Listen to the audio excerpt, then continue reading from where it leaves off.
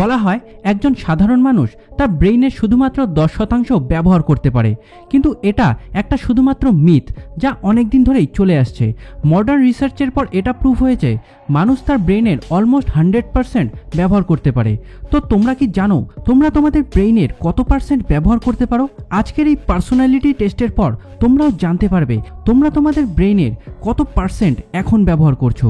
বন্ধুরা, এই টেস্টের রুলস খুবই সিম্পল। 10টি প্রশ্ন থাকবে আর প্রতি প্রশ্নের 4টি অপশনস। যেটা ঠিক মনে হয় সেটা চুজ করে নাও ও স্কোরগুলো নোট করে রাখো।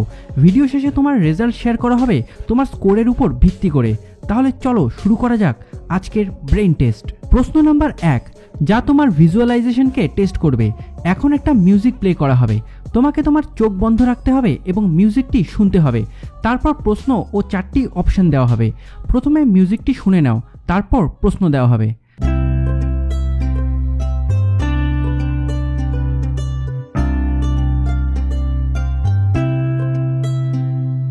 প্রশ্ন হলো, এই মিউজিকটি শুনে তুমি কি ইম্যাজিন করলে অথবা কি ভিজুয়ালাইজ করলে?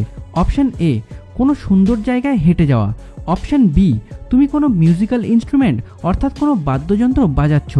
অপশন সি, স্পেশাল কারোর সাথে ডান্স করছো।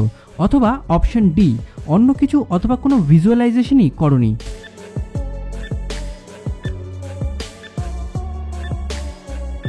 তোমার স্কোর প্রশ্ন নাম্বার দিয়ে নোট করে নাও।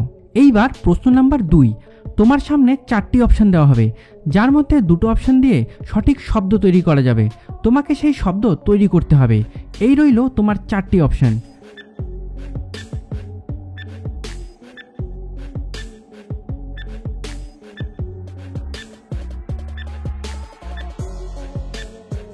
যদি তুমি 2টো শব্দই সঠিকভাবে বানাতে পেরেছো তো তুমি পাবে 4 পয়েন্ট। যদি একটা সময়ের মধ্যে সঠিকভাবে বানাতে পেরেছো তো পাবে 2 পয়েন্ট, আদারওয়াইজ না পারলে 0। এইবার প্রশ্ন নাম্বার 3, এই সেন্টেন্সে কতগুলো লেটার রয়েছে? এই রইল অপশন।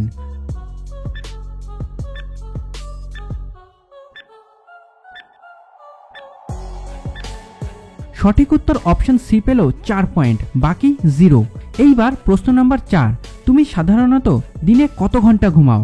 অপশন এ 11 ঘন্টা, অপশন বি 8 ঘন্টা, অপশন সি 10 ঘন্টা, অথবা অপশন ডি 6 ঘন্টা।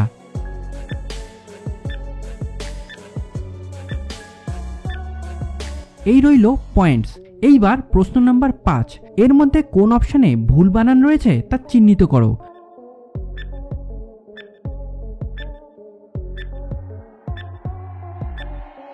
সঠিক উত্তর অপশন বি পেল 4 পয়েন্টস, বাকি 0।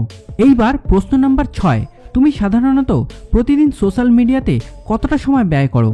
অপশন এ 3 থেকে 4 ঘন্টা, অপশন বি 1 ঘন্টার কম, অপশন সি 4 ঘন্টার বেশি, অথবা অপশন ডি 6 ঘন্টারও বেশি।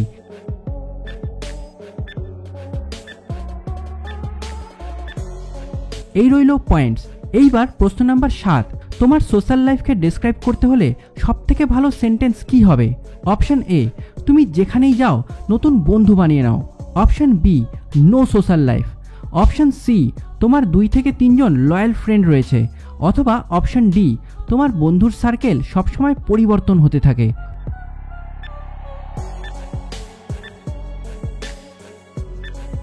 তোমার স্কোর নোট করে নাও।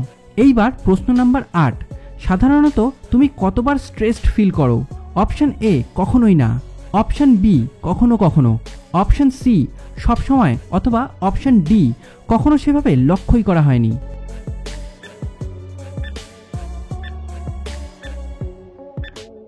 এই রইল পয়েন্টস। কখনো কখনো স্ট্রেস ফিল করা আমাদের ব্রেইনের জন্য ভালো।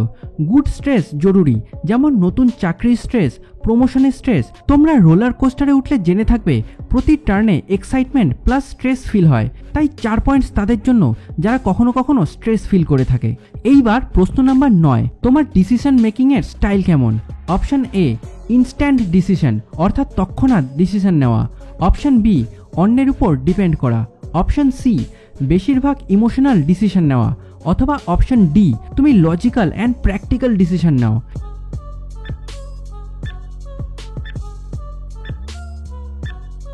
এই রইল পয়েন্টস। এইবার এই টেস্টের শেষ প্রশ্ন, প্রশ্ন নাম্বার 10, তুমি কি তোমার মেন্টাল হেলথের উপর ধ্যান দাও? অপশন এ, মেন্টাল হেলথের উপর ধ্যান দেওয়ার সময়ই পাই না। অপশন বি, হ্যাঁ সব সময়। অপশন সি, মানসিক সমস্যাকে ইগনোর করো। অথবা অপশন ডি, সবসময় নিজেকে আরও জানার চেষ্টা করো।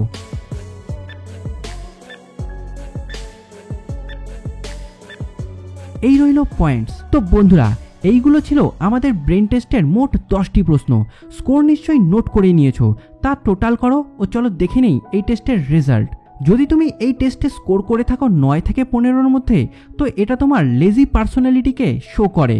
এর মানে হলো তুমি তোমার ব্রেইনের মোট পোটেনশিয়ালের মাত্র 3 থেকে 5%ই ব্যবহার করছো। এই ধরনের পার্সোনালিটির বেশিরভাগ মানুষ নিজে কোনো ডিসিশন নেওয়ার বদলে অন্য কোনো লোকের নেওয়া ডিসিশনকে ফলো করা প্রেফার করে। এদের লেজি পার্সোনালিটি প্রতি কাজে তাদেরকে আরও পিছিয়ে দেয়, কাজ করতে বাধার সৃষ্টি করে, যার ফলে তারা কোনো কঠিন সিচুয়েশনে ব্রডলি কিছু চিন্তা করতে পারে না। ডিসিশন মেকিং স্ট্রং না হওয়ার কারণে এরা কোনো প্রবলেমের সলিউশন তাড়াতাড়ি খুঁজে বের করতে পারে না। যদি তুমি এই ক্যাটাগরিতে পড়ে থাকো, তো তোমার পার্সোনালিটিতে অনেক চেঞ্জেস নিয়ে আসতে হবে, যাতে তুমি তোমার ব্রেইনকে আরও ভালোভাবে ব্যবহার করতে পারো। এইবার যদি তুমি এই টেস্টে স্কোর করে থাকো 16 থেকে 21-এর মধ্যে, তো এটা তোমার মডারেট ব্রেইন পাওয়ারকে ইন্ডিকেট করে। অর্থাৎ তুমি তোমার ব্রেইনের টোটাল পোটেনশিয়ালের মাত্র 6 থেকে 10% ব্যবহার করছো। এর মেন কারণ হলো ক্রিয়েটিভ কাজকে নিয়ে তোমার নিউট্রাল থাকা। তুমি সব কাজ এফোর্টলেসলি করতে চাও, তোমার ডেইলি রুটিনে আলাদা কিছু অ্যাড করতে চাও না, যার ফলে সেই এক বোরিং লাইফ তুমি মেনটেন করো। আর এটা তোমার ব্রেইনের পোটেনশিয়ালকে হোল্ড করে রাখে। এটা থেকে বাঁচার জন্য তোমাকে কিছু ক্রিয়েটিভ, কিছু ডিফিকাল্ট টাস্ক করতে হবে, যাতে তোমার নিউরাল পাথওয়েজ রিঅর্গানাইজ হতে পারে আর তুমি তোমার ব্রেইনের পোটেনশিয়ালকে বাড়াতে পারো। এই টেস্টে 22 থেকে 28 পয়েন্টস যারা পেয়েছে, তাদের মধ্যে ভালো ডিসিশন মেকিং পাওয়ার রয়েছে। তারা অন্যের প্রবলেমকে তাদের পার্সপেক্টিভে দেখে বোঝার মতো তাদের ক্ষমতা রয়েছে। তাদের এই হেল্পিং বিহেভিয়ার, অন্যের পার্সপেক্টিভ থেকে চিন্তা করার গুণ তাদেরকে আরও বেশি ব্রডলি চিন্তা করার শক্তি যোগায়, যার ফলে তারা তাদের ব্রেইনের মোট পোটেনশিয়ালের 25% পর্যন্ত ব্যবহার করতে পারে। এই ধরনের লোকেদের অবজারভেশন পাওয়ার অনেক বেশি হয়ে থাকে। এক কথায় আউটস্ট্যান্ডিং। পড়াশোনায় খুব ভালো না হলেও তাদের ক্রিটিক্যাল থিঙ্কিং অ্যাবিলিটি টপারসের থেকেও বেশি থাকে। যদি তুমি এই ক্যাটাগরিতে পড়ে থাকো, তো তুমি প্রাউড ফিল করতে পারো। এইবার এই টেস্টে তুমি যদি স্কোর করে থাকো 29 থেকে 34-এর মধ্যে, তো এটা তোমার এক্সট্রা অর্ডিনারি থিঙ্কিং অ্যাবিলিটির একটি সাইন। এই ক্যাটাগরিতে যারা আসবে, তারা তাদের ব্রেইনের মোট পোটেনশিয়ালের 40% পর্যন্ত ব্যবহার করার ক্ষমতা রাখে। তারা যে কোনো সিচুয়েশনে তার মধ্যে থাকা ফ্যাক্টস, এভিডেন্স ও তাদের অবজারভেশনের দমে ইনস্ট্যান্ট ডিসিশন নিতে পারে। তাদের এই decision most of the time তাদের জন্য ভালোই হয়ে থাকে। কোনো কিছু অ্যানালাইজ করা অথবা এক্সপ্লেইন করা, এরা দুটো কাজেই খুব এক্সপার্ট হয়ে থাকে। কিন্তু এদের পার্সোনালিটির সাথে একটি ছোট্ট প্রবলেম রয়েছে, এরা নিজেকে নিয়ে কনফিডেন্ট হয় না। যেই জিনিসটা তারা খুব ভালো পারে, পাবলিকলি তা শো করা থেকে বা সেটা প্রপার ইউজ করা থেকে একটু ঘাবড়ায়।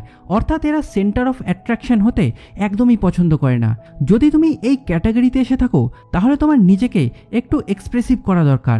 বাকি সব কিছু তো একদম বেস্টই রয়েছে। চলো দেখি এইবার এই টেস্টের লাস্ট ক্যাটাগরি। এই টেস্টে 35 থেকে 40 স্কোর করা লোকেদের পার্সোনালিটি একটা রেয়ার পার্সোনালিটিকে ইন্ডিকেট করে।